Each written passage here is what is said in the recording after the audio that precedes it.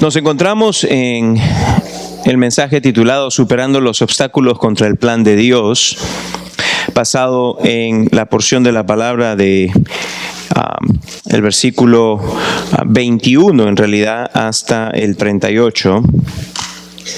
Y estuvimos viendo que hay 4 obstáculos que el Señor Jesús lidia con ellos en la noche que fue entregado.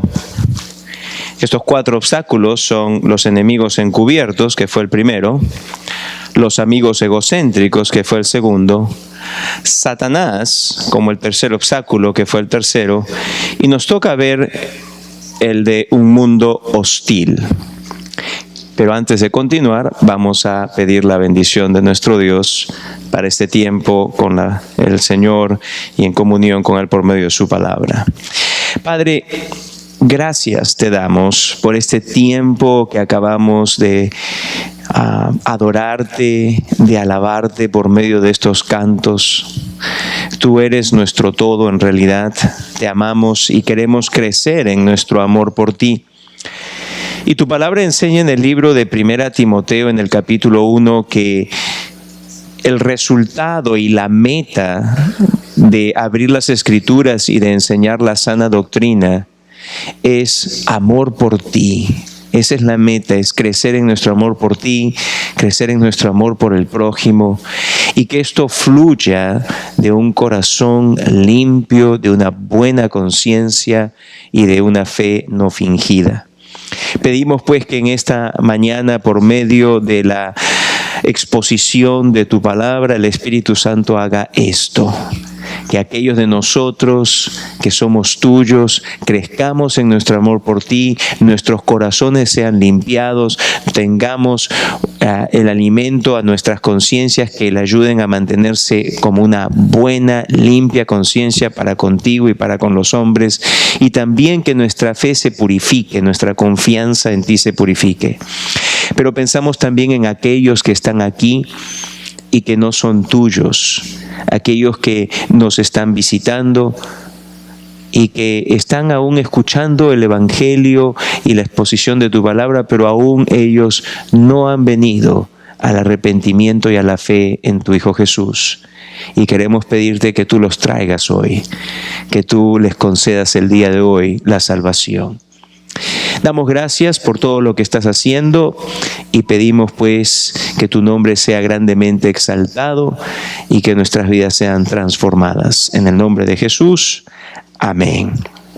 Entonces, nos toca ver el día de hoy el 4º obstáculo que se presenta ante el plan de Dios, y este es el de un mundo hostil. Y durante el ministerio del Señor, cuando Él envió a los discípulos a visitar a las poblaciones de Israel llevando el Evangelio, ellos fueron provistos de todo, no tuvieron necesidad de hacer ninguna provisión para sus viajes. Pero ahora las cosas iban a cambiar. El Señor ya no estaría físicamente con ellos. Y la respuesta del pueblo para con el Señor sería una y otra vez experimentada también por sus seguidores. ¿Cuál fue la respuesta? Una en la que podríamos utilizar como ejemplo el momento en el que el Señor es presentado por Pilato y Pilato pregunta al pueblo allí, representado por el grupo de personas que estaban esa mañana, y dijeron: ¿qué haré con Jesús? ¿Y qué es lo que ellos gritaron? Crucifícale. Aquel que había sido también recibido numerosas veces a través de los 3 años y algo más de ministerio público, aquel que ellos deseaban y anhelaban tenerlo en medio de ellos, ahora era aquel al cual gritaban a Pilato que le crucifique. Y sus seguidores iban a experimentar lo que él experimentó en carne propia, ¿ok? Ellos también iban ahora a empezar a experimentar hostilidad. Y esa noche el Señor quiso anticiparles eso, quiso hacerlo para prepararlos de que uno de los obstáculos que los creyentes en el primer siglo y los creyentes a través de los siglos van a experimentar es el obstáculo de un mundo hostil. El Señor les anticipó esa misma noche que el mundo incrédulo los aborrecería, a través de los siglos. Y lo dijo para que tanto ellos como nosotros lo supiésemos de antemano y no nos sorprenda. Pero estamos viendo no solamente cuáles son los obstáculos, sino que también estuvimos viendo cuáles son las soluciones. Cómo es que Dios, el Señor Jesús, pues supera todos los obstáculos. Y hemos visto cómo Él supera el primero, segundo y tercer obstáculo. Y quisiera saltar inmediatamente a ver cómo es que Él supera este cuarto obstáculo, y es maravilloso en realidad. Y Él supera este cuarto obstáculo, la hostilidad del mundo, de la siguiente forma: usando los recursos provistos por Él al cuerpo de creyentes y recordando a los creyentes que la victoria fue ya ganada en la cruz. Esto es muy importante. Lo que Él hace es que Él nos lleva a superar este cuarto obstáculo usando los recursos provistos por Él al cuerpo de creyentes y recordándonos que al final de todo, una vez que todo es dicho, la victoria es asegurada, porque la victoria ya fue conseguida en la cruz del Calvario. Y entonces vamos a desarrollar esto. Versículos 35 al 38 dice lo siguiente: y a ellos dijo: cuando os envié sin bolsa, sin alforja y sin calzado, ¿os faltó algo? Ellos dijeron: nada. Y les dijo: pues ahora el que tiene bolsa, tómela, y también la alforja, y el que no tiene espada, venda su capa y compre una. Porque os digo que es necesario que se cumpla todavía en mí aquello que está escrito. ¿Y qué es lo que fue escrito?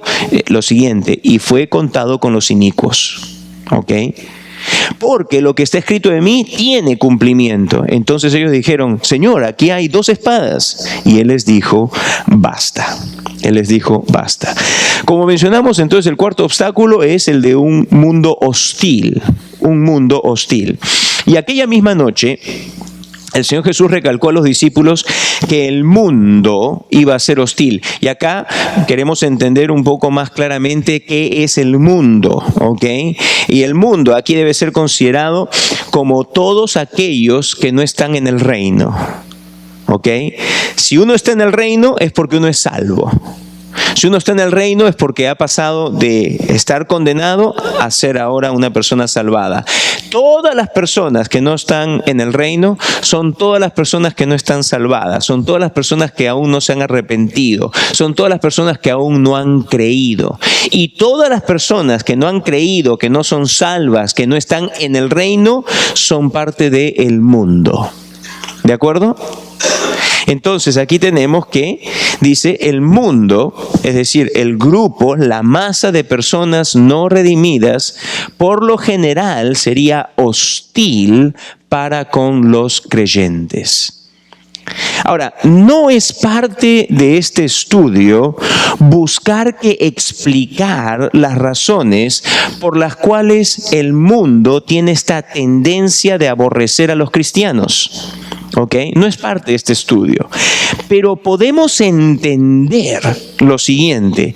Podemos entender que este aborrecimiento que el mundo tiene para con los cristianos está basado en nuestra alianza con Jesucristo. Está basado en nuestra relación con Jesucristo mismo. Y tanto así es lo que podemos nosotros entender del pasaje de Juan, el capítulo 15, versículos 18 al 25. Es importante que usted entienda esto, por favor. El mundo nos va a aborrecer por nuestra relación con Jesucristo. Esa es la razón principal. Venga conmigo a Juan 15, 18 al 25. Leámoslo ahí juntos, por favor. Usted ahí en silencio, lea conmigo versículo 18. Mire lo que Jesús le dijo esa misma noche. ¿Ok? Como les he explicado, Juan 13 a 17 fueron enseñanzas que Jesús impartió, que el Señor impartió esa misma noche a los apóstoles. Y Jesús les dijo, entre otras cosas, léanlo ahí: si el mundo os aborrece, sabed que a mí me ha aborrecido antes que a vosotros. Si fuerais del mundo, el mundo amaría lo suyo. Pero porque no sois del mundo, antes yo os elegí del mundo, por eso el mundo os aborrece. ¿Se dan cuenta? ¿Están entendiendo?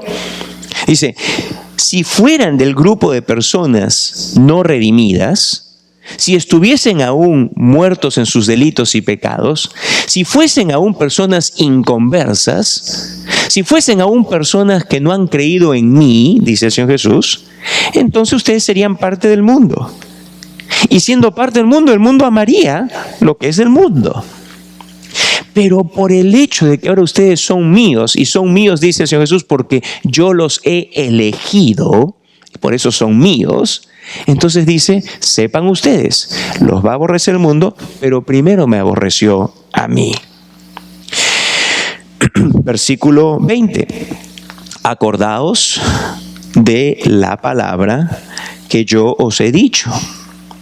El siervo no es mayor que su señor. ¿Cuándo dijo esto? En Juan 13.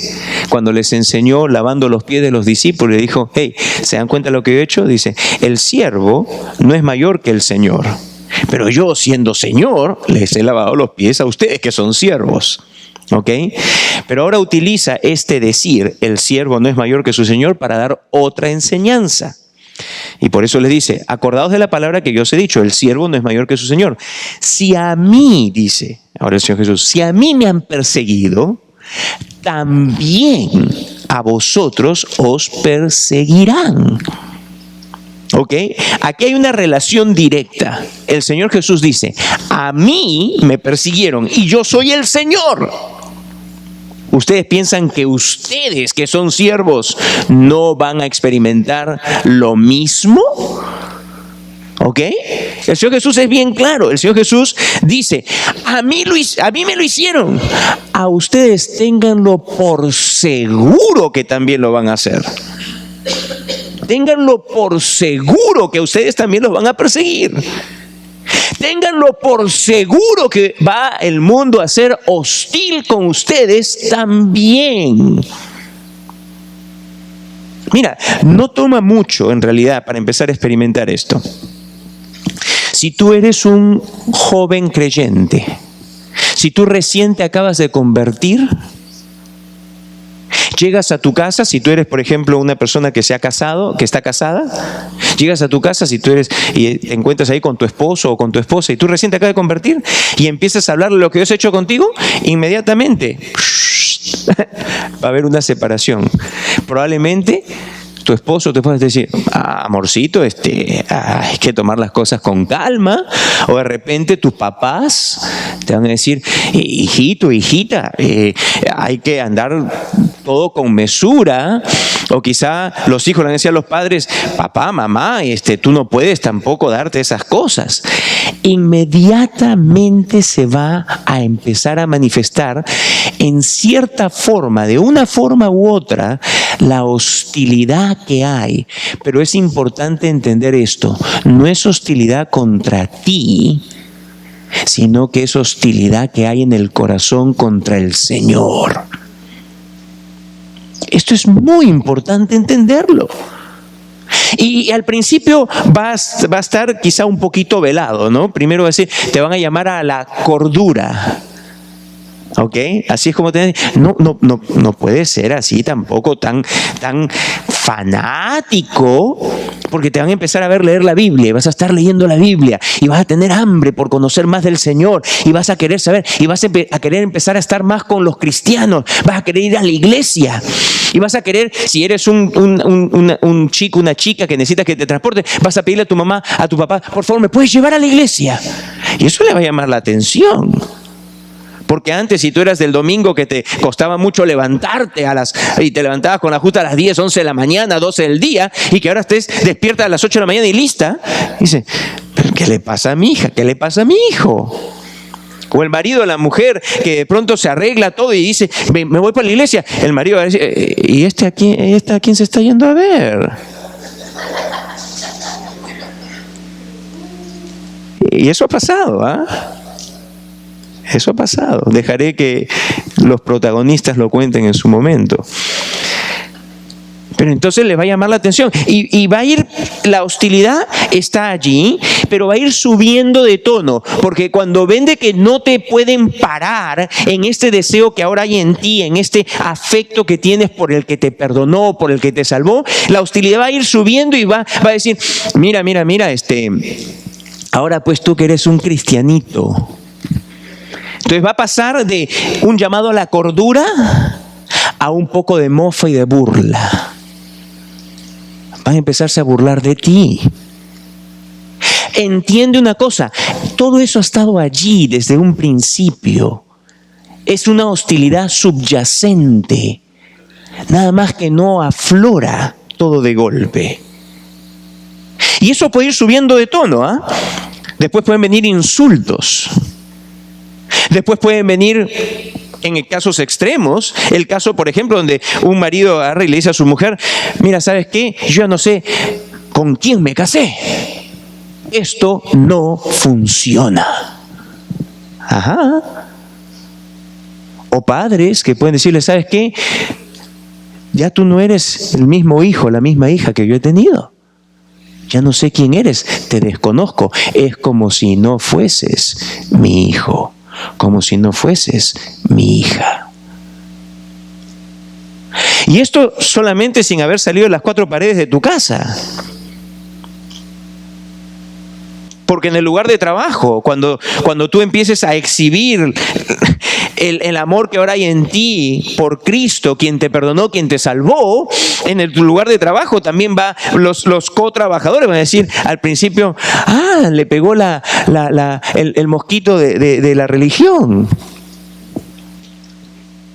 Pero muy rápidamente eso puede convertirse en realidad en mofa, en burla, en separación, en aislamiento.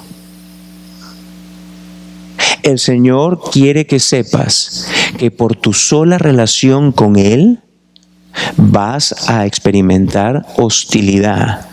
Hostilidad que se va a expresar, se va a manifestar, hay veces en formas muy, muy veladas, que no te vas a dar cuenta que es hostilidad, pero que con el pasar del tiempo puede, no siempre, pero puede aflorar en formas más hostiles, más abiertamente hostiles.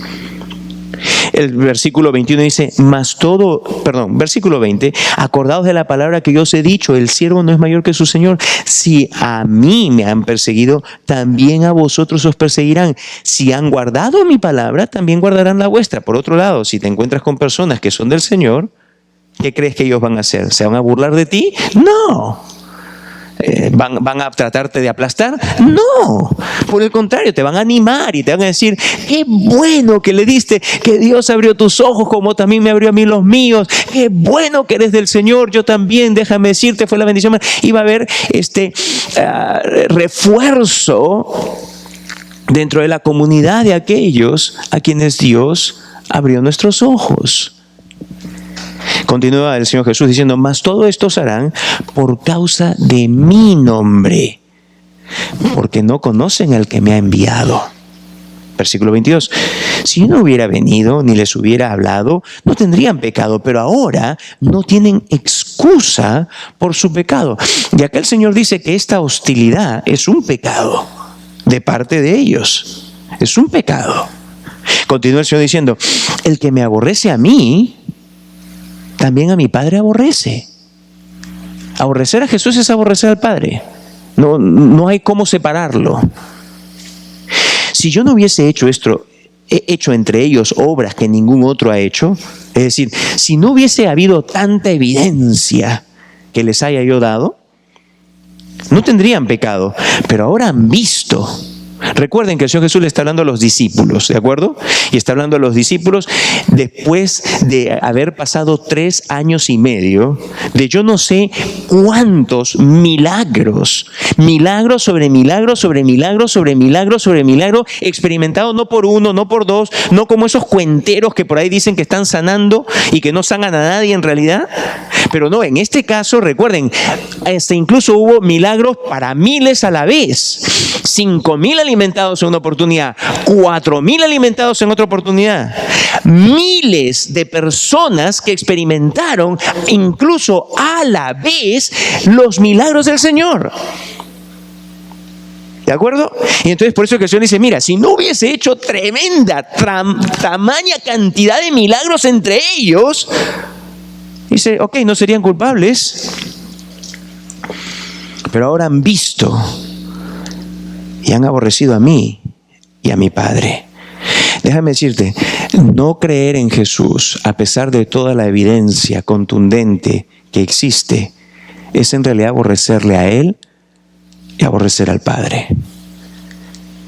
No entregarte enteramente, completamente, de todo tu ser, con toda tu mente, con todo tu corazón a Jesucristo, es aborrecerle. Es aborrecerle. Versículo 25. Pero esto es para que se cumpla la palabra que está escrita en su ley. Sin causa me aborrecieron. ¿Sabes cuál es la conclusión hasta este instante de lo que el Señor Jesús les dice? El versículo 25 menciona lo siguiente, que el aborrecimiento que tienen para con el Señor, y que es la razón por la cual nos aborrecen a nosotros, es totalmente infundado, es sin causa, mostrando que la hostilidad que hay en el corazón nace de un corazón que es malvado y perverso. ¿Hay gente buena? En términos humanos sí, pero déjeme decirle, toda la gente buena que usted conoce tiene igual un corazón malvado y perverso. Toda la gente buena que usted conoce tiene un corazón malvado y perverso, porque la Biblia dice que el corazón de todo y cada ser humano es malvado y perverso hasta el día que Jesucristo le cambie el corazón y le da un corazón nuevo y limpio. Hasta ese instante, todo ser humano tiene un corazón malvado y perverso. Y esta maldad y esta perversidad se expresa muy a menudo en esta hostilidad para con el Señor. Y la hostilidad para con aquellos que siguen al Señor. Póngase usted a pensar si no es malvado y perverso. El rechazar creer en Jesús. El rechazar creer y aferrarse de aquel que no es sino solo benévolo y misericordioso como lo es nuestro Señor Jesucristo.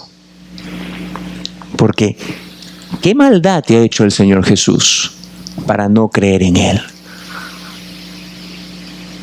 ¿Qué falta de benevolencia ha tenido Él para contigo para que no creas en Él?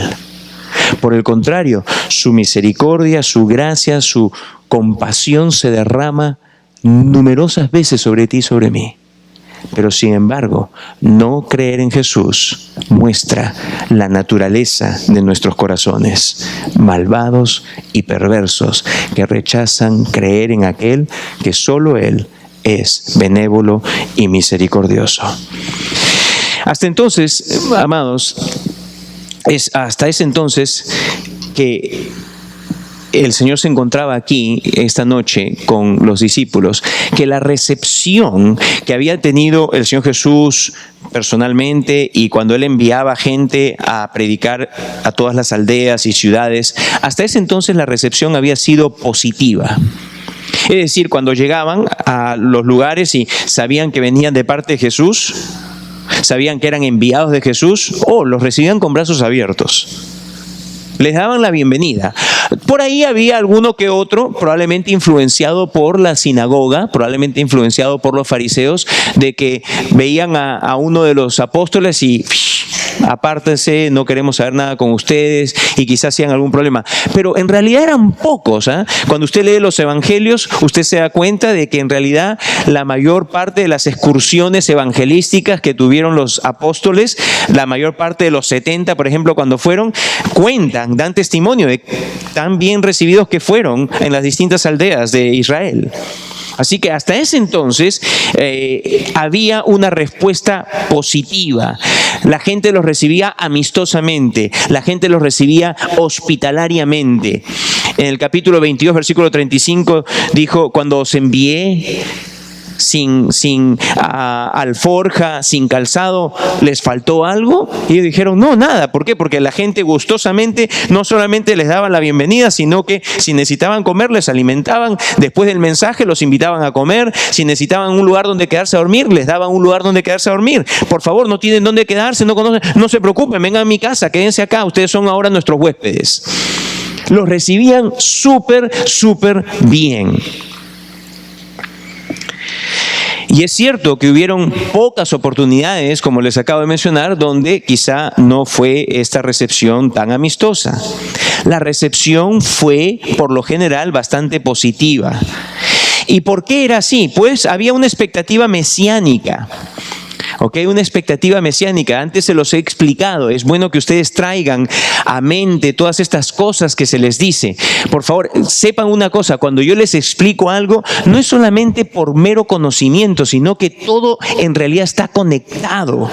Y usted va a beneficiarse mucho si usted empieza a albergar en su mente todos estos detalles para que luego usted los conecte y usted pueda ver, ¡wow!, el escenario, como cuando que usted le dan así un vistazo panorámico. ¡Wow! Ahora entiendo, ahora veo cómo todos estos detalles encajan. Y recuerden entonces pues que había una expectativa mesiánica en no solamente los discípulos, sino también en las masas. Las masas estaban expectando que en cualquier momento iba a haber un Mesías que se iba a acercar. Y era un Mesías que en sus mentes era este caudillo político poderoso que iba a sacar de encima la opresión romana sobre ellos. Y el Señor necesitaba entonces enfatizar sus previas enseñanzas, que en realidad, aunque parecía ser muy amistoso, aunque parecía ser positiva la actitud de ellos a recibirlos, en realidad no era así. Esto era muy importante que ellos entiendan. Muy importante, porque hay veces las personas, nosotros los creyentes nos podemos confundir viendo que una recepción amistosa significa, todo está preparado. No, por el contrario, el Señor Jesús lo que quiere es que nosotros siempre tengamos presente que puede ser que esa actitud amistosa o esa recepción inicial todavía simplemente no haya sido la hostilidad expresada aún, que vaya a aflorar más adelante. Él quiere que estemos avisados de ello. Es bueno que yo les haga notar lo siguiente: la hostilidad siempre estuvo allí. No es de que algo hizo cambiar a la gente de un momento a otro. No es que ellos eran amistosos y luego se volvieron hostiles. No, la hostilidad siempre está allí. Y el Señor se lo enseñó desde el principio. Si usted quiere tomar nota, usted puede ir, por ejemplo, a Mateo 5:10, donde el Señor les dijo que sus seguidores padecen persecución por causa de la justicia. El Señor se lo dijo al principio del ministerio. Hay persecución. O ustedes pueden ir a Lucas 9:23 y recordar allí las palabras del Señor, que el creyente, el discípulo del Señor Jesús, es llamado a tomar su cruz cada día, lo cual incluye la posibilidad de perder su vida por causa de Cristo. O ustedes pueden ir quizá a Lucas 10:3, donde se lee de que ellos iban, de acuerdo a lo que el Señor Jesús dijo, como corderos en medio de lobos. Y nadie se le ocurre decir Villalobos, por favor. Pero corderos en medio de lobos. ¿A dónde lo estaba mandando el Señor? El Señor lo estaba mandando a ciudades y aldeas donde estaban siendo bien recibidos. Pero el Señor le dice, no se dejen engañar, que aunque los están recibiendo así, en realidad yo los estoy enviando a ustedes en medio de lobos. ¿Ok? O pueden ir quizá a Lucas 12:11, donde el Señor Jesús enseñó que confesarle ante los hombres los expondría a ellos a que los trajeren a las sinagogas y ante los magistrados y a las autoridades. El Señor Jesús una y otra vez les dijo, seguirme a mí es peligroso. Seguirme a mí puede costarles muy caro. Seguirme a mí puede llevarlos a problemas con familiares, puede llevarlos con problemas con trabajadores, puede llevarlos con problemas con las autoridades de una nación. Seguirme a mí es cosa seria. Y el Señor Jesús nunca se quedó callado acerca de advertir estas cosas. Se los dijo, como les he mencionado, una y otra vez al momento. La realidad era que la hostilidad siempre fue subyacente, pero simplemente no había aflorado. Pero el Señor Jesús, sabiendo lo que estaba viniendo y sabiendo Él de que iba ahora sí a aflorar, se los dijo esa noche con toda claridad y los preparó de antemano. El Señor Jesús, sabiendo que el tiempo llegaba donde la hostilidad afloraría abiertamente, los prepara. Ahora, ¿cuál sería el factor que traería el afloramiento de esta hostilidad? El arresto del Señor. Y por eso, ya sabiendo Él de que Él iba a ser arrestado a pocas horas, es que le era necesario recalcar su enseñanza para que ellos estuviesen preparados para el ministerio futuro. Recuerden que les dije de que era a través de ellos que el ministerio se iba a llevar a cabo. Y si era a través de ellos y ellos iban a empezar a experimentar una hostilidad mayor, ¿qué creen que podría haber pasado?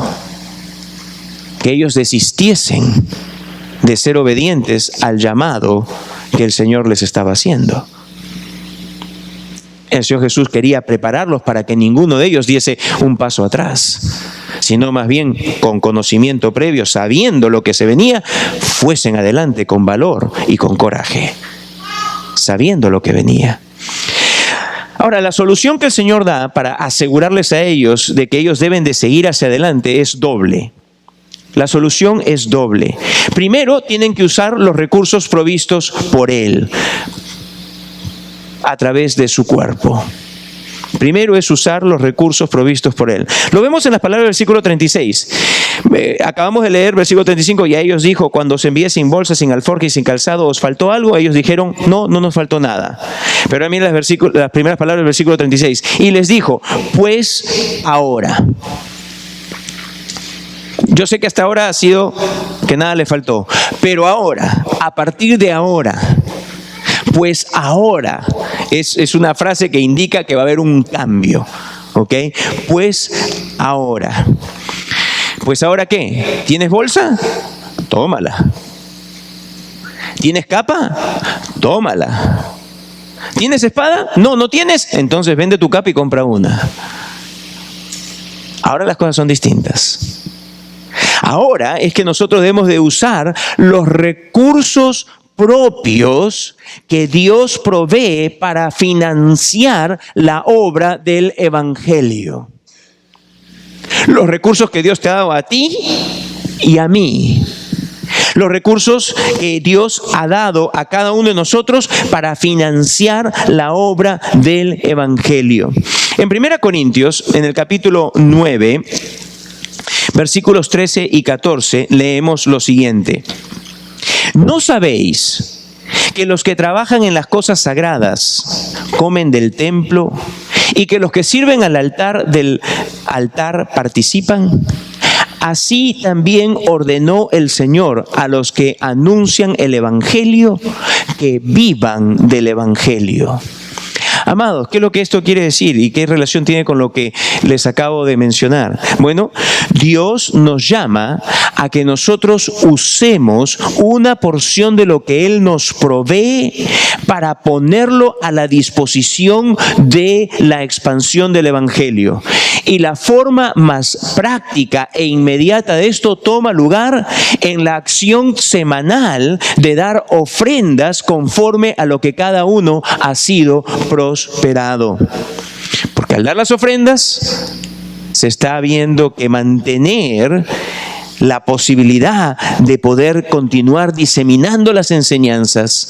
Y en algunos casos, como lo hemos hecho previamente, cuando teníamos mucho más ofrendas, que teníamos 10, 20, 30 mil dólares en la cuenta de banco, llegamos a tener 50 mil dólares en la cuenta de banco. ¿Se recuerdan lo que hicimos? ¿Se recuerdan lo que hicimos? Dábamos ese dinero para que se hagan campañas evangelísticas en otros países. Dimos ese dinero y lo gastamos y gustosamente. Gustosamente lo gastamos. No fue puesto en alhajas en los maestros de la congregación. No fue puesto. Ustedes saben, yo les he dicho cuánto yo recibo por parte de la iglesia. Y si ustedes van y dicen, bueno, pero ¿cómo es posible que tú tengas esa vida que tú tienes con un salario como el que te dan? Ustedes también saben que yo trabajo. O sea, no es porque estoy sacando dinero de la iglesia. No es porque el pastor Juan Carlos saca dinero de la iglesia. Porque todas las cuentas son totalmente abiertas. Ustedes lo saben. Tenemos reuniones, se les dice, tienen sus recibos, todo es transparente. Pero cada vez que ha habido oportunidad de usar el dinero, se ha utilizado para llevar el Evangelio. Y así es como siempre debe de seguir siendo. Así es como siempre debe de seguir siendo. Para más de uno debe haberle quedado en la mente que uno no solamente entonces tiene que proveerse, sino que, ¿por qué menciona ahí espada? ¿Por qué menciona ahí espada? ¿Por qué tengo que proveerme de una espada? ¿Por qué tengo que comprar una espada? ¿Es que acaso Cristo está abogando por el uso de armas y de la fuerza? Porque dice, acá leemos, dice, y el que no tiene espada, venda su capa y compre una.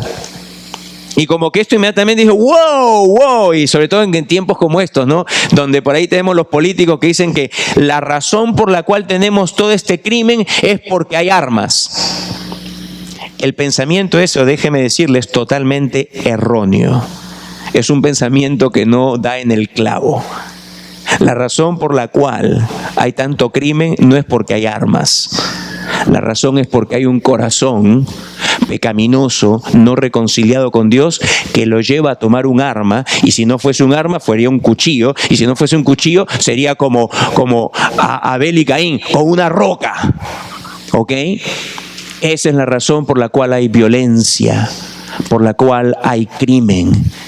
Por un corazón no redimido, no por las armas. Así que si hasta ahora has sido tú de esos que dicen, sí, no a la pistola, cambia tu forma de pensar. Es hora que empieces a pensar bíblicamente, no como demócrata, no como republicano, como cristiano.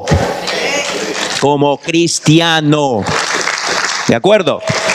Ahora, de todas maneras, tenemos acá esta situación de acá, donde dice, pero el Señor Jesús acá está diciendo que me compre una espada, que sería como el equivalente, algunos lo tomarían, de irme a comprar un arma, una pistola. ¿Qué es lo que está diciendo el Señor Jesús? ¿Está Él abogando por el uso de armas y la fuerza? Déjeme decirle, absolutamente no. Absolutamente no. Mire, si usted viene conmigo a unos versículos más abajo, leemos lo siguiente. Versículo 47. Ya acá hemos pasado del aposento alto, en Lucas 22, 47, estamos en Getsemaní y ya llegó Judas y llegó la turba junto con Judas, la gente que lo viene a apresar con palos y espadas, ¿ok? Dice, mientras él aún hablaba, se presentó una turba y el que se llamaba Judas, uno de los 12, iba al frente de ellos y se acercó hasta Jesús para besarle. Entonces Jesús le dijo a Judas, Judas, ¿con un beso entregas al Hijo del Hombre? Viendo los que estaban con él lo que había de acontecer, le dijeron, Señor, ¿heriremos a espada? Y dice, y uno de ellos hirió a un siervo del sumo sacerdote y le cortó la oreja derecha. Recuerden, acaban de venir a escuchar, si no tienes una espada, vende tu capa y compra una. Y luego le dijeron, Señor, acá hay 2 espadas. ¿Ok? Y uno de los que dijo, acá hay 2 espadas, que es Pedro, ¿ok? Inmediatamente agarró la espada, no esperó a que el Señor diga ni A ni B, de frente agarró la espada y ¡fuácate! Dice que le cortó, le cercenó la oreja a este hombre que se llamaba Malco. Entonces, versículo 51, respondiendo Jesús dijo, ¡basta ya! La misma palabra que le dijo cuando le dijeron, acá hay 2 espadas, basta. Es como diciendo, ¡ay, ay, ay, ay, ay! Hasta ahora no me entienden. No me entienden ahí, no me entienden acá. ¿Cuándo me van a venir a entender?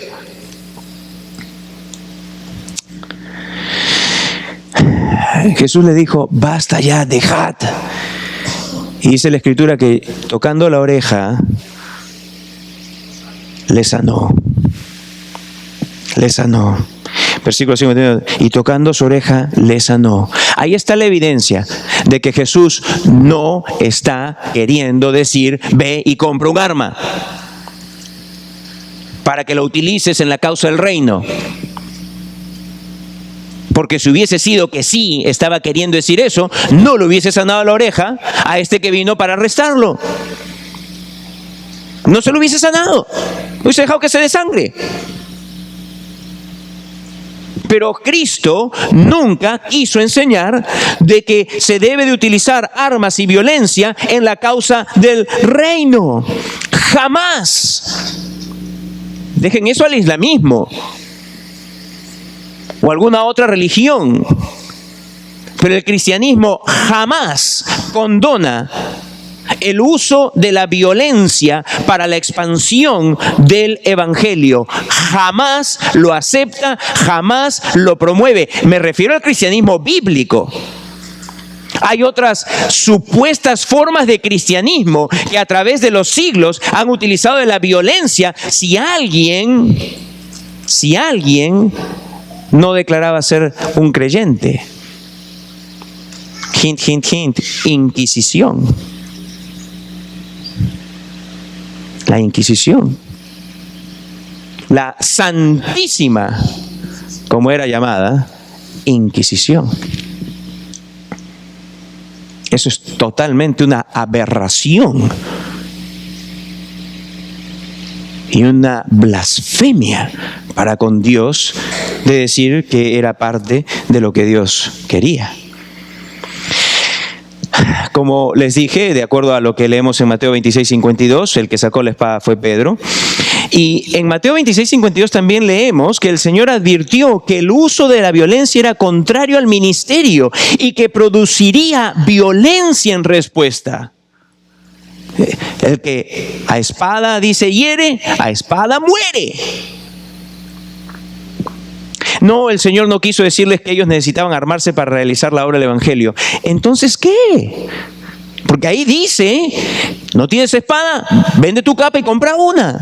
Entonces, ¿qué es lo que está diciendo el Señor? Si no es para hacerlo para que haya violencia en la expansión del evangelio. Bueno, en contexto histórico, y siempre tenemos que tratar de ponernos en el contexto histórico. Antes de nosotros venir y aplicar alguna cosa en el día de hoy, tenemos que estar allí, en el contexto histórico en el cual se dijeron estas cosas, para entender en qué sentido se dijeron. Y en el contexto histórico, una espada como la que se menciona, que en el idioma griego es macaira, podría ser traducido como cuchillo o puñal y puede referirse a un arma de defensa.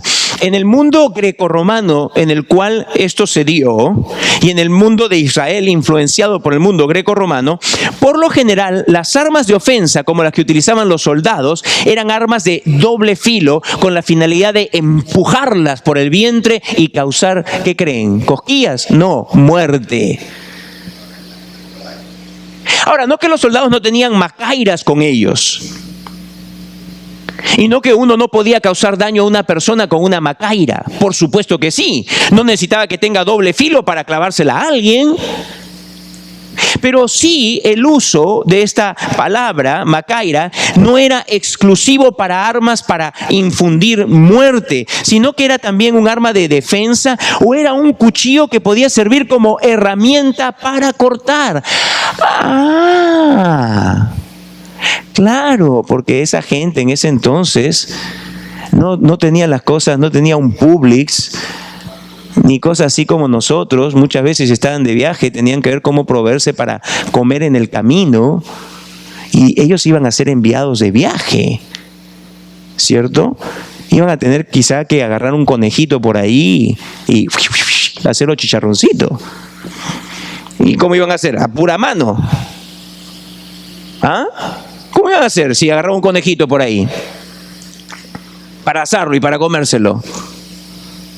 O si sacaba un pescadito. O sea, estaban en el camino y los viajes no eran como ahora, que tú llegas al aeropuerto y vas y te sientas, una pizza, un Chinese food o lo que sea. No, una hamburguesita, un lomito saltado, qué rico. No, nada de esas cosas. Ahora déjenme decir una cosa, que el Señor no quiso entonces decirle a ellos de que ellos se armen para llevar el evangelio a la fuerza, sino que más bien lo que les estaba queriendo decir es simplemente esto: estén preparados para las condiciones que puedan requerirse al momento de salir a llevar el evangelio. Estén preparados para ello, porque algunos de ustedes van a tenerse que ir de viaje, van a necesitar quizá el uso de una herramienta como un cuchillo. No es que él estaba abogando por violencia, señores. Incluso creo que podemos ir hasta el lado seguro de las cosas diciendo hasta incluso en caso de defensa personal. Si usted va al Antiguo Testamento, dicho sea de paso, en el Antiguo Testamento encontramos la legislación que decía lo siguiente: si un ladrón viene a tu casa en la noche y tú lo hieres, y como resultado de herir a ese ladrón, porque lo hiciste en defensa propia, era oscuro, era la noche, no veías y estaba entrando un sinvergüenza buscando que romper la pared de tu casa para venir, él no tenía ninguna buena intención, si lo hacía sabiendo que tú estabas adentro. Y dice, y si tú en defensa en esa noche vas, lo golpeas y muere, dice, serás libre de la sangre de esa persona. De ahí es donde viene el concepto de defensa propia. Y es posible, no estoy afirmando esto, pero es posible que incluso yendo que en el camino, como dijo el apóstol Pablo, había estado en muchos peligros, y entre los peligros que lista eran la de que en los viajes habían merodeadores y personas que asaltaban, y una vez más, como cuenta la historia misma del Señor Jesús del samaritano, no tenían ninguna buena intención. Cuando dejaron al samaritano, lo dejaron ahí moribundo, pensando que en realidad estaba muerto. Entonces, a la forma de defensa personal, puede ser, no lo estoy afirmando, pero puede ser que hasta ese nivel podía ir la cosa. Solamente a manera de defensa personal. Así que el Señor no estaba promoviendo de ninguna forma la violencia como medio para expandir el evangelio. Y el Señor lo refuerza, ¿ok? Una vez más, si vamos al mismo pasaje y lo vemos todo eso y lo leemos, nos damos cuenta que el Señor jamás quiso decir eso. Porque en el versículo 38, las palabras finales del Señor cuando le dijeron, Señor, aquí hay 2 espadas, ¡basta! Como diciendo, por favor, ¿no me entienden hasta este momento? Basta. Pero eso no es todo, amados. No solamente entonces se pasa este obstáculo de la hostilidad del mundo proveyendo tú mismo por medio de los recursos que Dios te da a ti y a mí para promover la causa del evangelio, porque el mundo no va a haber que pagar por ello, ¿ok? el mundo hostil para con Dios, el mundo que ahora mismo se está expresando en nuestra cultura, en nuestro tiempo, en nuestro contexto, que tú quieres tener tu religión, muy bien, tenla ahí, pero entre tus 4 paredes acá nomás. No salgas fuera de estas 4 paredes a evangelizar a nadie. No lo hagas en la escuela, no lo hagas en el trabajo, no lo hagas en la vía pública, no lo hagas. Solamente quédate tú acá. O quizá en tu casa, pues. Pero de ninguna forma lo hagas en ningún otro lugar. ¿Usted cree que eso no es hostilidad de parte del mundo? ¿Qué maldad hay en llamar a alguien al arrepentimiento y a la fe en Jesucristo? ¡Ah! ¡Qué gran crimen! ¿Ah? ¡Qué gran crimen! ¡Qué gran crimen! Hacer que una persona venga, se arrepienta, le dé su vida a Cristo y toda su vida sea volcada para bien. ¡Qué gran crimen! El que nuestra sociedad piensa que se está dando cuando tú le compartes a alguien de Cristo Jesús. ¡Qué gran crimen! Pero ¿sabes qué? Debido a esa actitud, nunca pienses de que el gobierno va a dar plata para eso. Nunca pienses que la gente va a estar dispuesta a decir, sí, vaya, continúen llevándole. No, eso queda a la iglesia. Eso queda a la iglesia y eso queda por medio de las ofrendas. Punto. No hay vuelta que darle. ¿De acuerdo? Y entonces, pero eso no es lo único. Esa no es la única forma en la que el Señor supera esto. Hay algo más que el Señor lo da. Y en segundo lugar, para superar este obstáculo, el Señor lo que hace es que declara que ellos tenían que tener claro que su obra en la cruz y su subsecuente resurrección indican que el final de todo es victoria. Su muerte en la cruz y su subsecuente resurrección indican claramente que la victoria ya fue ganada. La victoria ya fue ganada. Dice, ¿y de dónde sacas esto? Pues lo único que queda es el versículo 37. Porque os digo que es necesario que se cumpla todavía en mí aquello que está escrito y fue contado con los inicuos. Porque todo lo que está escrito de mí tiene cumplimiento. ¿Y de dónde sacaste tú eso? Bueno, ahí está, ¿no lo ve? Y fue contado con los inicuos. ¿Qué? ¿Cómo que ahí está? Sí, ahí está. Ahí está. Mira, amados, la hostilidad del mundo puede llegar a ser en algunos casos muy aguda, llegando al punto de llevar a recibir vituperios, tribulaciones, la pérdida de libertad y bienes personales, como describe Hebreos 10, 33 al 34. Puede llevar a perder la vida de uno mismo, como describe en el caso de Esteban, quien murió por su fe, de acuerdo a Hechos 7, 58 al 60. Incluso esto queda documentado a través de la historia, donde han habido muchas instancias donde le han quitado la vida a los creyentes.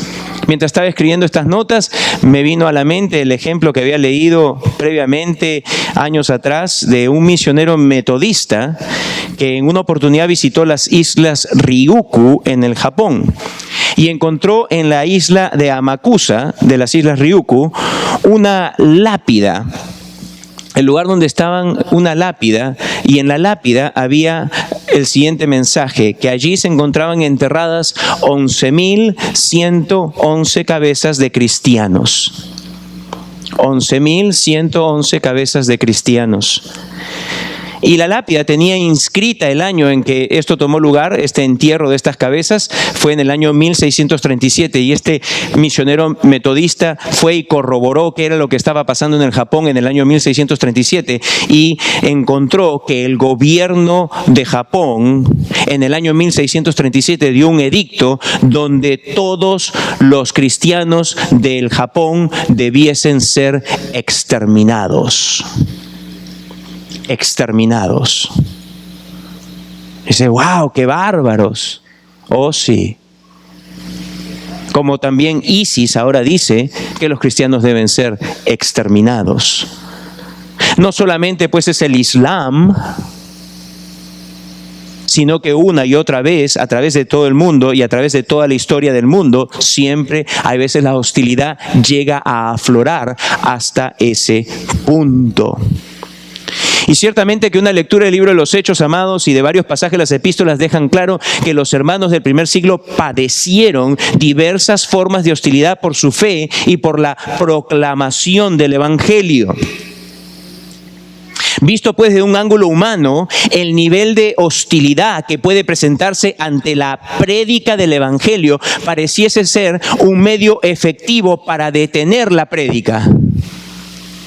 Pareciese ser. Y la manifestación de dicha hostilidad puede más que paralizar del solo saber del tipo de hostilidad que uno puede enfrentar, puede llevar a más de un creyente a quedarse paralizado en su determinación de llevar el Evangelio. Puede ser que algunos de ustedes en este instante, puede ser que yo, al escuchar de toda la posible persecución que puede venir si yo soy fiel y obediente en predicar a Cristo, que de repente eso me suceda a mí. Y quizá de esa forma, por medio del miedo y del temor, usted y yo podamos ser silenciados. Que nos dé miedo de hablar de Cristo, que nos atemorice de hablar de Cristo. Y por eso no solo basta entonces con usar los recursos, porque yo quiero que tengas presente que este riesgo es para ti y para mí, porque acá estoy yendo sobre una base supuesta. La base supuesta es esta: tanto tú como yo somos cristianos. Y por lo tanto, bajo esa base supuesta de que tanto tú como yo somos cristianos, tanto tú como yo somos llamados a predicar a Cristo. ¿Es así o no? Y no se trata solamente de aquellos que tienen don de palabra. ¿Ok? No se trata solamente de aquellos que están en el pastorado. No. No se trata solamente de aquellos que son evangelistas. No. No se trata solamente de los que son mayores de edad. No. Quien quiera que tú seas, cristiano, y cualquier edad que tú tengas, tanto tú como yo, hemos sido, bajo la base supuesta de que somos de Jesucristo, llamados a predicar el Evangelio. ¿Ok? Y bajo esa base supuesta de que todos estamos llamados a predicar a Jesucristo, por lo tanto, todos, en conclusión, estamos expuestos al mismo riesgo de padecer persecución. Esta puede ser en mayor o menor grado. Y por lo tanto, sabiendo eso, puede ser que alguno de nosotros esté atemorizado y diga: no, padecer por Cristo tanto así, me da miedo. Yo no lo voy a hacer. Entonces, desde el punto de vista humano, pareciese como que sí, si ejecutas la suficiente presión y persecución, vas a silenciar la prédica de Cristo. Vas a callar bocas. ¿Por qué cree usted que insisten tanto nuestros políticos, demócratas y republicanos, en ver que no se predique el Evangelio? ¿Ah? ¿Por qué cree usted? Si el diablo no está detrás de todo ello. Ahora, espero yo de que alguien que no es cristiano que entienda lo que acabo de decir, de que el diablo está detrás de lo que demócratas y republicanos hacen. El mundo lo escucha y se burlaría de mí. Miren lo que dice el baboso ese que está allá en un púlpito hablando. Que el diablo.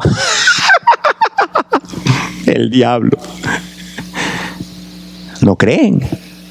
No les es una realidad, aunque la es, pero en sus mentes, no. Pero sin embargo, la palabra de Dios dice que sí. O sea, esa es la realidad. Es la realidad que está cubierta por un telón que nos impide ver lo que está tomando lugar detrás del escenario de las actividades humanas. La actividad demoníaca, satánica y de los ángeles buenos de Dios se está dando a través de todos nuestros días, en todo lugar. Y eso es lo que la Escritura dice. ¿Cómo entonces tú puedes hacer frente ante algo que pareciese a prueba de balas? Lo único que tú tienes que hacer es poner más presión, perseguir más. Si es necesario, quítales sus cosas. Si es necesario, quítales la vida. Y vas a ver cómo no se callan. ¿Cómo puedes tú contrarrestar eso? Bueno, el Señor Jesús les dice: hey, recuerden esto, fue contado con los cínicos. Fue contado con los cínicos. ¿Cómo me ayuda eso? Oh, tremendamente. Tremendamente. Ese texto está en el último versículo de Isaías 53. Ese texto está en el último versículo de Isaías 53, que dice, en el versículo 12, por tanto, yo le daré parte, con los grandes y con los fuertes repartirá despojos, por cuanto derramó su vida hasta la muerte y fue contado con los pecadores, habiendo él llevado el pecado de muchos y orado por los transgresores. Y ¿sabe qué? Escuchaba yo hace un tiempo un mensaje de John MacArthur acerca de Isaías 53, que decía que este capítulo de Isaías 53, y en realidad si usted lo quiere ver, el pasaje en sí, en contexto, empieza desde el 52:13 hasta el final del 53. Y él decía, sus palabras, decía, y estoy totalmente de acuerdo con lo que John MacArthur decía, que esta es una gema superlativa en el Antiguo Testamento, con mayúsculas. Es una preciosura de pasaje. Y escuché que de MacArthur que este pasaje es el dolor de cabeza de los rabíes judíos. Es el dolor de cabeza de los rabíes judíos. ¿Por qué? Porque este es el pasaje donde hay las más claras descripciones del Antiguo Testamento con respecto a la obra sustitutiva y expiatoria del siervo de Yahweh, el siervo de Jehová. Isaías nos habla del siervo en realidad desde el capítulo 52:13 y va hasta el capítulo 53. Y a través del pasaje inspirado por el Espíritu de Dios, Isaías habla proféticamente de los sufrimientos, de la muerte, la sepultura y la resurrección del siervo de Yahweh y de su contundente victoria. De su contundente victoria. El punto culminante que nos regresa en todos nuestros pensamientos al versículo 42 lo encontramos en el versículo 10, cuando leemos: con todo eso, Jehová quiso quebrantarlo, sujetándole a padecimiento. Cuando haya puesto su vida en expiación por el pecado, verá linaje y vivirá por largos días, y la voluntad de Jehová será en su mano prosperada. Verá el fruto de la aflicción de su alma y quedará satisfecho. Por su conocimiento, por conocimiento de Él, por conocimiento en fe salvíficamente del Señor Jesús, mi siervo justificará a muchos y llevará las iniquidades de ellos. Por tanto, yo le daré parte con los grandes, y con los fuertes repartirá despojos, por cuanto derramó su vida hasta la muerte y fue contado con los pecadores. ¿Qué es lo que está diciendo Isaías? Isaías dice, mírame tú esto. Este siervo que ha sufrido, que va a morir como un cordero, pero va a morir como un cordero en sustitución de aquellos que son de Él, a quienes Él va a perdonar todos sus pecados. Este siervo va a pasar por muerte, pero va a resucitar. Y por cierto, dice Dios el Padre, yo le daré toda victoria. Totalmente Él es victorioso. El lenguaje aquí es como el de una guerra donde el ejército que ha vencido trae todos los despojos porque ha vencido al ejército que ha sido inferior a él. Y así es, amados, porque el Señor Jesucristo en la cruz del Calvario venció. ¿Cómo es que mis pecados pueden haber sido perdonados? Solo de Jesús la sangre. ¿Cómo es que yo pude haber lavado un corazón tan sucio como el mío? Solo de Jesús la sangre. ¿Cómo es que yo, una persona que estaba dada a todo tipo de egocentrismo, a todo tipo de pecado, ahora puede experimentar deseo y ansia de santidad y de Dios? Solo de Jesús la sangre. Y déjame decirte en esta mañana que si tú aún anhelas y deseas estas cosas, si tú aún te encuentras en la oscuridad de tu pecado, aún te encuentras en la oscuridad de tu corazón, aún te encuentras en la suciedad de la conciencia que te acusa de todos los pecados sucios que has cometido, déjame decirte que Cristo Jesús es el único por su sangre que te puede limpiar y te puede salvar. Solo de Jesús la sangre. Solo de Jesús la sangre. Él es el único. No hay ningún otro. Solo de Jesús la sangre. Él es el que ha vencido. Por tanto, dice Dios, yo le daré parte con los grandes y con los fuertes repartirá despojos, por cuanto derramó su vida hasta la muerte y fue contado con los pecadores, habiendo él llevado el pecado de muchos y orado por los transgresores. Amados, el texto es monumental. La selección hecha por el Señor Jesús y dicha a los discípulos fue con el propósito de afirmarles a ellos que todo acontecería de acuerdo al plan de Dios, incluyendo toda oposición, incluyendo toda hostilidad que pueda venir por el mundo, pero que el resultado final es victoria. La muerte y la resurrección de Jesucristo garantizan la victoria sobre todo obstáculo. Porque puede ser que te quiten la vida o que me la quiten a mí. ¿Y qué más va a pasar? Si mi alma está segura y si aquel que murió y resucitó ha prometido que me resucitará, puede ser que como ese gobierno japonés de aquel entonces pensó, y este fue el raciocinio, dicho sea de paso, este es histórico, ellos dijeron, los cristianos dicen que van a resucitar, pues vamos a confundir al Dios de ellos, dijeron ellos. Y para confundir al Dios de ellos vamos a quitarles todas las cabezas de los 11.111 cristianos que hemos matado y vamos a separarlas y vamos a cruzar el mar y vamos a llevarlo a la isla y vamos a entreverarlas todas para que, a ver, tremendo dolor de cabeza que te hace Dios tratando de unir cabeza con cuerpo para resucitarlos. Tal era el raciocinio de los gobernantes de Japón de 1637. Mira, déjame decirte una cosa. Puedo ser hecho polvo. Mis huesos pueden llegar al polvo. Pero sé que le veré en cuerpo una vez más. No importa si al polvo me voy. No importa si toman cada molécula de polvo y la desparraman por cualquier lugar. No solo en el mundo, sino que me manden en SpaceX y Elon Musk hasta Marte. Y de allí me traerá Dios. Y resucitaré. Y tú también. El Señor Jesús pues les dice, miren, está dicho,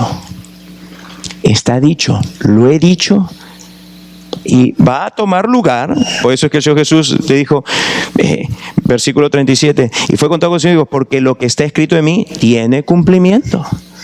Y lo que está escrito de él en la cita de Isaías 52 al 53 es, el siervo hace la obra del Señor, muere en lugar del pecador para salvarlos, para perdonar sus pecados, resucita y recibirá de mí toda honra, todo honor. Yo le daré gran parte de todo, porque Él ha vencido. Así es como el Señor vence el obstáculo de la hostilidad del mundo, que si aún llegase a tomar tu vida o la mía, tenemos la seguridad de que al final, junto con nuestro Salvador, resucitaremos. Es un hecho. Amados, para culminar quisiera darles un par de aplicaciones. Debido a que la hostilidad en el mundo es sin causa justificada, como hemos leído, sino que más bien la hostilidad es una manifestación del pecado en el ser humano. Amados, solo hasta que el problema del pecado en la persona sea solucionado por fe en Jesucristo, no habrá cambio a la hostilidad que el mundo tiene para con el Señor y sus seguidores.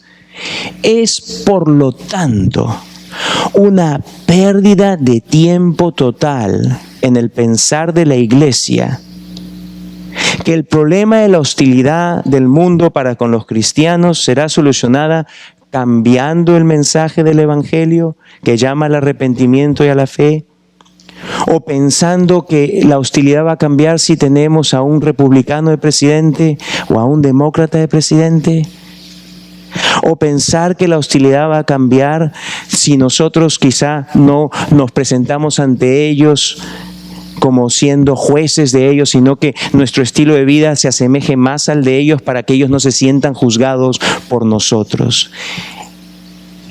Es vano pensar de esa forma. Eso no soluciona nada. Lo único que soluciona la hostilidad que hay en el corazón es que Cristo Jesús le dé un corazón nuevo. Tiene que haber cirugía. Y el mejor cirujano, el único cirujano acreditado para hacer eso es Jesucristo. No hay otra. Es cirugía de corazón, señores. Cambio de corazón. Eso es todo único. Por lo tanto, es la fiel proclamación del Evangelio.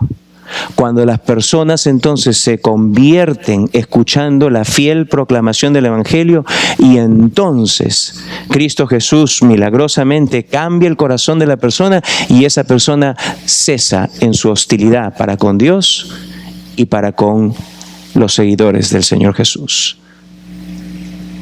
Capítulo 5 de Romanos, versículo 1 dice: justificados pues por la fe, tenemos paz para con Dios. Y en segundo lugar, amados, la hostilidad está yendo en crecimiento en nuestra sociedad. La hostilidad de nuestra sociedad no es la misma de hace casi 30 años cuando me convertí. Es mayor hoy en día. Y saben, no sé cómo las cosas se van a ver unos años más adelante. Yo no sé si va a ir en aumento o el Señor en su misericordia hará que no sea así. No lo sé. Pero sea que la hostilidad se mantenga bajo control, o sea que la hostilidad se exprese en formas más violentas, debemos mantenernos confiados y perseverantes, recordando que la victoria final es segura. Al final, el siervo del Señor, el Señor Jesucristo, ha triunfado y su triunfo es el nuestro. Su victoria es la nuestra. Por lo tanto, no haya en nosotros temor, no haya miedo para hablarle a otros de Cristo. Sea tu mamá, sea tu papá, sea tus hijos, sea tus compañeros de trabajo, sea tu jefe, sea tus empleados, sea tu vecino, tu vecina, quien quiera que sea, la que te corte el pelo, quien quiera que sea, háblale de Cristo sin temor. Padre, venimos a ti para darte gracias por tu palabra y para implorar, oh Dios, que esta palabra se haga una realidad en nuestras vidas, que tú nos renueves con un espíritu confiado en ti, valeroso, confiando en ti, en tus promesas y en la victoria que ya has obtenido en la cruz y resucitando de entre los muertos. Y sabiendo pues que se levante lo que se levante, que nada ha de impedir el avance del Evangelio. Señor, úsanos para esto, jóvenes y adultos, personas ya mayores, hombres y mujeres, niños y niñas, jóvenes y señoritas, todos los que somos tuyos. Refuerza en nosotros, renueva en nosotros valor en ti y en tus promesas para proclamar a Cristo y a este crucificado y resucitado. Y es en su nombre que pedimos esto, para tu honra y gloria. Amén.